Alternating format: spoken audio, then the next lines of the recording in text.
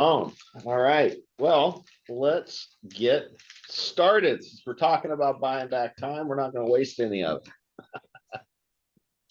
All right. This week's chapter 4, the 3 trades that matter. Anybody remember what the first trade was? Complete. Time for money, right? Trading your time for money. What's the second trade? Entrepreneur. Trading your money for time. And the without looking at the board. I know. I need the board. I know. And then the third trade, Empire builder. trade money for more money. Money for money. And there was 2 tag-alongs that he put on there that I don't remember off the top of my head, but anyway, doesn't So those feel like 3 things I remember. no, those were the 3 trades, and he had 2 other little points that he threw on there, but you know, it eludes my brain. He spent a lot of time talking about the time audit, which Yeah, is funny because that's what we just talked about in the video meeting. pretty interesting, right? And the 15-minute interval from the interval king over there, right? Oh yeah. See? Good job. All this stuff. Way ahead. It all, yeah. So What was that 3R thing you were talking about? The what? The 3R thing? Oh, the personality test? Is that the link that's not working for me? yeah, Okay. yeah, the We're 3 working R's. on it. Okay. So I ordered four more links. So as soon as they get here, I will get them to you because I want that done by Thursday night so we're gonna have a little team building session, talk about our R's. And you said in the meeting that, oh yeah, we're all doing this thing. It's like, what thing? That, Oh, right. I was the same way, but I'm like, how? I was prognosticating. Okay. That's awesome. so who has been tracking their time besides Aaron, Jared, Sandy? Sandy tracks my time. But we're gonna actually start a new time audit for me next week. Okay. Do you want me to track my time too? Yeah, I know. I know. I can make you up a spreadsheet in the HR folder. All right. So what, go ahead. I was just gonna joke. The panda? Yeah. Yeah. Can't touch me. Oh, the panda. So it's interesting how time, how time works, right? I mean, it's the one commodity you can't get more of. And I know that for myself growing up, my understanding of time and money was super distorted. That's my stepdad used to make a lot of comments like, well, I'm going to go do this thing and I'm going to trade for this, whatever it was he was traded for, because my time is free. And I grew up with that kind of playing in my head, and at some point I learned that your time's actually not free, because you only have so much of it, right? And I grew up, I have a father and a stepfather, and they're both in the trades, and they both only traded their time for money. That was the only thing they ever did. It's the only thing I ever understood until I got out of high school, got my first job with a commercial contractor that had a business and had employees and had other people trading their time for money. And he was getting more money back than the time that he paid for, right? And that was a kind of a light bulb moment for me to go, okay, so this whole concept of like, I got to do everything myself, I'm the only one, like, it doesn't exist in a business. It exists in a job. If you bought yourself a job, that's what you have. So learning more about leveraging time has really transformed the way that I do things. Because when I was a young lad, I had my first business. I was 25 years old, had 2 kids and a mortgage payment. And I had a very difficult time transferring or delegating to other people. Not because I didn't know it needed to be done, but nobody ever taught me how to do it. And now this go around, following somebody else's, I won't call it rules, has definitely helped me to understand how to do it. There is a roadmap to doing it and doing it well. And to be totally honest, I haven't done it that great, but we're doing it better today than we were yesterday. Definitely better than we did last year. But you'll also notice that this business hasn't grown because of just me. We started, it was me and Aaron, and we got Jared, we got Allison, we got Sandy, we've got Heather, we've got Masood. We had another guy, he's not here anymore, but we will only be able to grow at a pace that is equal to the amount of people we have. And that's why it's so important to understand not just where you're spending time that you could be doing something more valuable, but also what's the whole team doing. And that's really what we're focused on here this next couple of weeks is, as a team, where are we losing our momentum? What things can we be doing some other way, or not at all, if preferably. If we can find things that we don't have to do at all, that's even better. So I said my part. Now what? Well, there's an old rule in math that you guys probably all heard in junior high, or I don't know what they're teaching nowadays, but garbage in, garbage out. So if you put in garbage inputs, you're going to get garbage outputs. And it goes back to this tracking of time thing. If you want to understand where your time is being spent, you have to understand where your time is being spent. So when you look back, you need to be able to understand the data. We defaulted back to the Excel spreadsheet because we can filter it easily and it's working for right now. We'll probably graduate into some sort of app or software with a subscription on it. But I mean, even Excel has a subscription on it, but it's just so multidimensional, and we all know it to a certain extent. So if you really want to be able to analyze where most of your time is going, you got to take the time to slow down, to speed up, and input the data so that when you go back to look at it, you can understand it. And this is a thing that I've been pushing on when I go and look at some of our time cards. It's like, hey, put in all the data.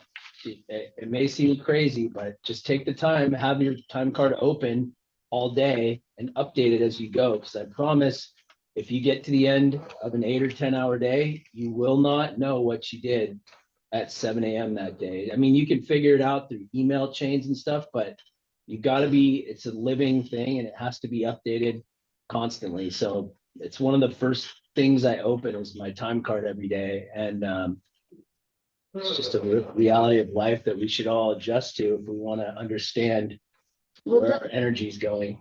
Doesn't it also, when you're talking about time cards, doesn't that also help the company that you're with save time in the future when they have to go back and do billing for jobs and stuff? For sure, yeah, and to understand how much time we spent and how much, we have an estimated overhead amount for each job, and then we can go and pull the data and look at it and see, okay, well, we beat our overhead dollars, so that turns into margin in that case, and that's really what, for me, what I'm trying to understand is how to put the right amount of overhead into each job. What is it?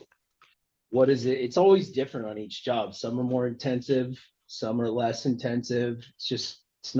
There's no set percentage. We have a range that we've been developing, typically between 5 and 10% seems about right. At this point, I think 5 is probably too low. That's where we've been trending towards. Yeah, so the data that time. we're getting out of it is going into a future bid so that we can be more competitive when we need to be, and also make sure that we've got all the costs covered, not just what we think the cost is. Because, you know, before you have data, you have a guess. And last year we were guessing, and our guess was pretty fucking good. But Yeah. you know, we've definitely found that as we're analyzing the data, we're getting better information, and we are making adjustments now in our bid day tactics. One other really cool thing about tracking your time over a couple years is you can go back and look at this time last year. I do this every once in a while, and I can pull data on what we were doing a year ago. And when you zoom out on that and you see, wow, we were back, we've come so far. It's kind of, I was talking about snapshots in the bid room meeting. This is like snapping back to a zoomed out view. And when you're in the trenches every day, it may not seem like you're making progress, but when you look back a year ago, it's pretty surprising how far you've come. In our case, for sure. Yeah.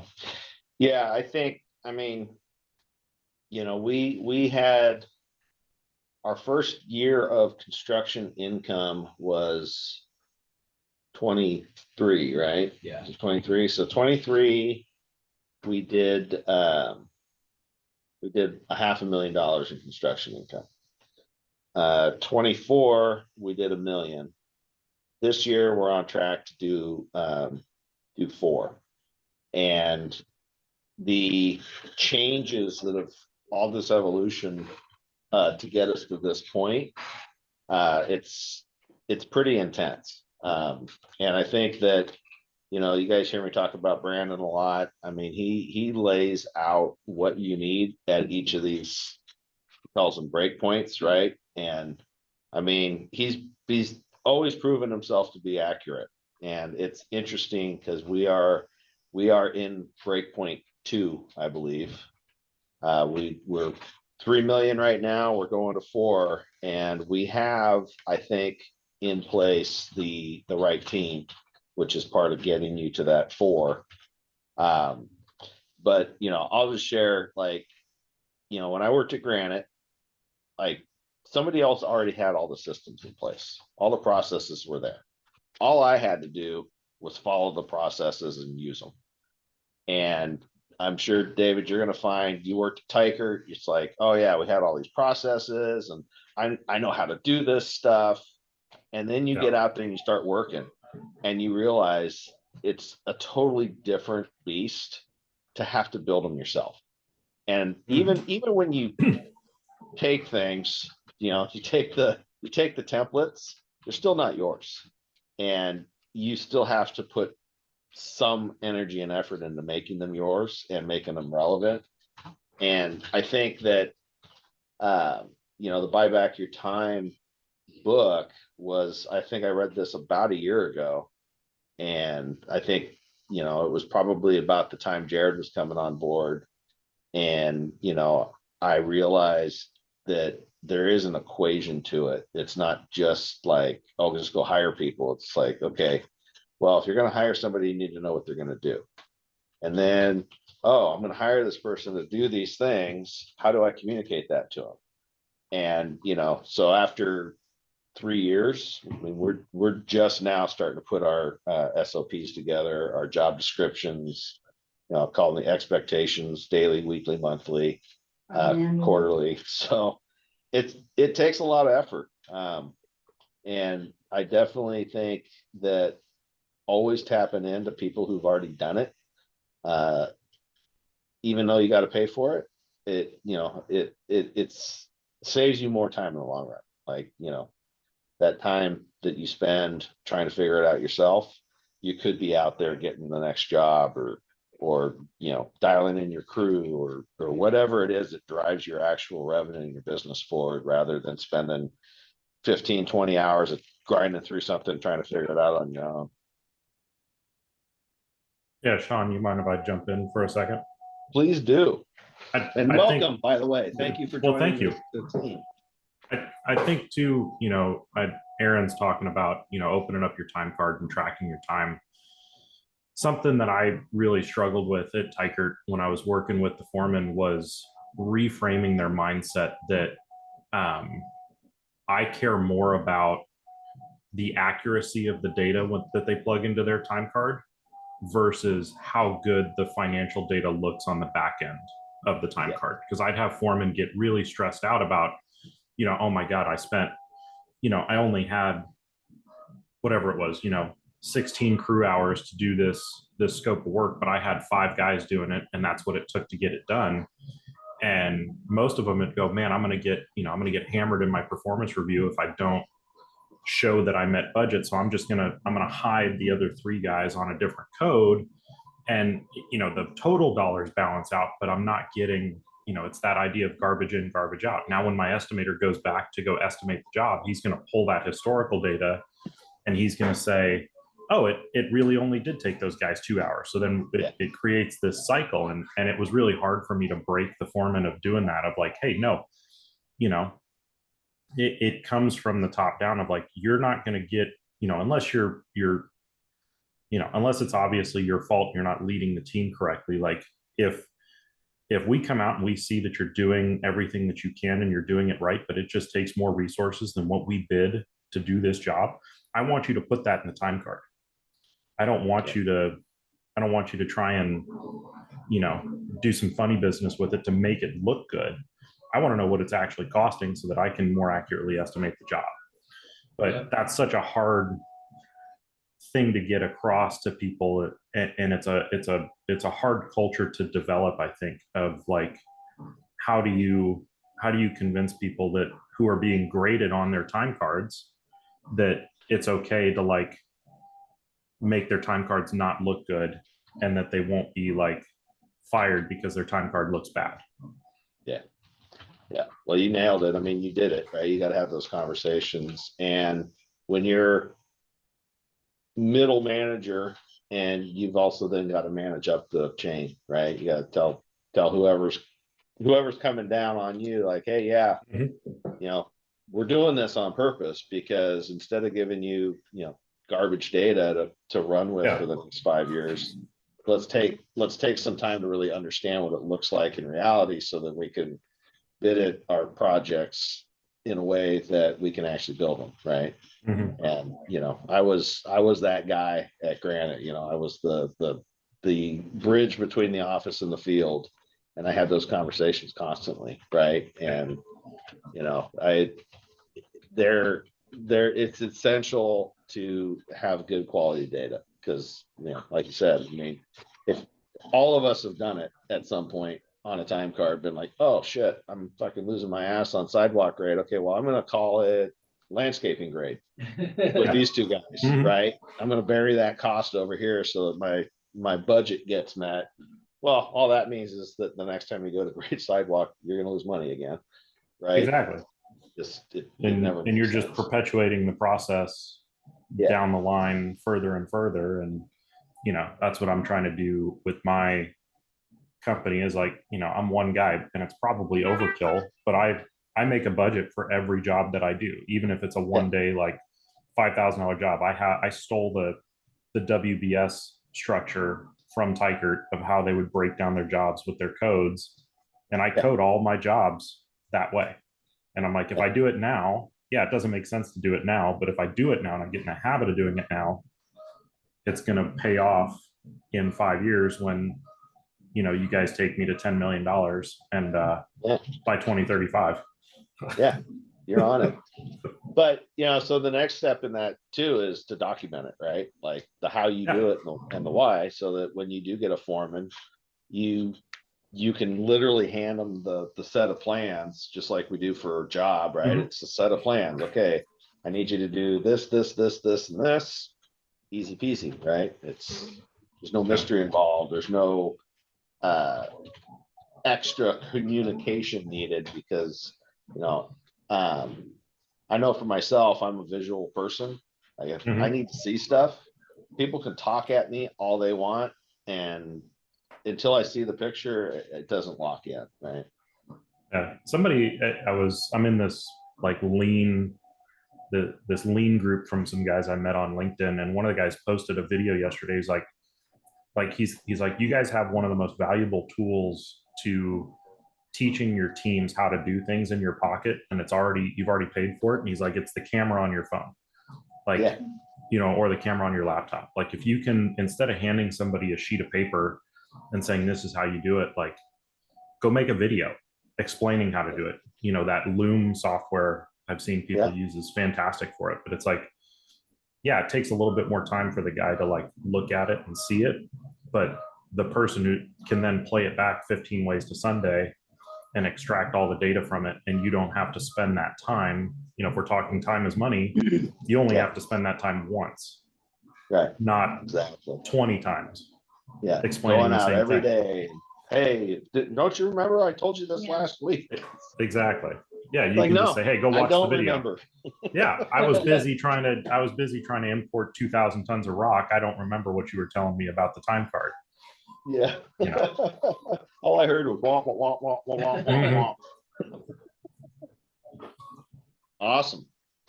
How about you, Scotty? Were you able to chime in today? I don't see him. He's on the bottom, but he's muted, and his camera's off, so I'm pretty sure he's busy. Okay. So still appreciate you being here, even if you can't talk. I'm here. So in all fairness, I have not even purchased the book yet, but I am making a commitment to you guys. I'm about to order the book right now, and I will be caught up next week. Awesome. Scotty, you and I are in the same boat. I haven't purchased the book yet either, so I'm 4 chapters behind. But I was reading. You want me to buy you one as well? I'll bring it to you. Then you can if you want, but I was going to buy it on the Kindle. But yeah, so full disclosure, I don't read books, guys. I listen to them. If it's a great book, I'll get a couple of hard copies so that we have them around. But I don't read. So I listened to the chapter this morning while I was eating my eggs. Yeah. I for whatever reason, I've tried it and it just doesn't stick with me if I do it that way. I gotta actually like physically read it, and it just makes it ingrained in me so much better. Yeah, I'm with you, Scotty. I need to physically read the book, otherwise it just, I don't know. I'm also an avid leisure reader too. I read, I probably read 60 to 100 books a year. Nice. On my Kindle, and not a single one of them are business help books. They're all Tom Clancy-esque, techno thrillers. So I prefer to read on my Kindle, which is digitally, but physically actually see the words and use my eyes instead of listening to them. See, and that's why the world works, because everybody's just got a little different way that they do things. And I try putting up the slides, so if you are not caught up with the book or anything like that, just so we can all be on the same page. So it makes the discussion easier as well. I think so. Never be scared to come in without any information. We will be here to help you. Yes, Sandy makes these slides every week for us, and that is another way that I got to buy back my time and create a better product, because mine weren't nearly as good.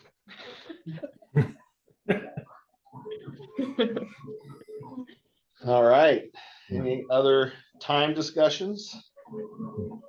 I like what you said, Sean, about recording the process of, once you build the process, go record it and put it down on paper or in a video or something. I think that's one thing I'm going to take away from today, and go try and do a little bit more of, because I've got all the knowledge locked up in my head and I know how to do everything, but I need to start building that library of being able to hand somebody a Dropbox folder and say, hey, go spend the next week like watching these videos, playing around in the system, go break some stuff, figure out how to do all this. And, if you have questions, come ask me, but here's what you need to know to do your job. And that's, exactly. That's a great use of my time being able to do that. And I think it'll bring a lot of value. If Yep. you haven't used Loom yet, I highly recommend that. We use Loom for ourselves, and we honestly, whenever I have a complicated process that I learn, I just throw it out there. Aaron also has like a big folder. I know Jared has posted some as well, and it's extremely helpful for everyone. So if you're like questioning yourself, oh, what program should I get? I highly recommend you doing Loom. And Scribe's pretty sick too, because it tracks all your clicks. If you wanted to give them a document that's like a manual, it'll show where you're clicking. It'll say, click Alt Control this, and then click here, and it targets where you're clicking on the screen, and then gives it a step-by-step, which is pretty sweet. It like I like auto generates an Yeah. SOP. Yeah. I did this whole manual doing screenshots with the snipping tool and PDFing for the Oh, rental no. business back in the day, and it took me It takes forever. a week, and then I think Allison found Scribe, and I was like, oh my god, literally does it for you. Yeah, I think it was funny. I was in a peer group, and one guy actually, this was more for like residential work, but he was like, if you guys can't present your bid in person, like make a Loom video and like walk the client through your bid and like show them like how you're like put the drawings up on the screen and kind of show them what you're going to do. And I was like, oh, that's, obviously you can't do that for like a hard bid with Shea Homes or whoever, but if you're bidding to a homeowner who's like, it's not, it's atypical compared to a commercial bid, I'm like, man, that would so set you apart from everybody else, who's just giving them a PDF of what they're going to do, even if it's pretty, like, send them a video that they can watch 15 times and understand what you're actually going to do. Like, holy crap.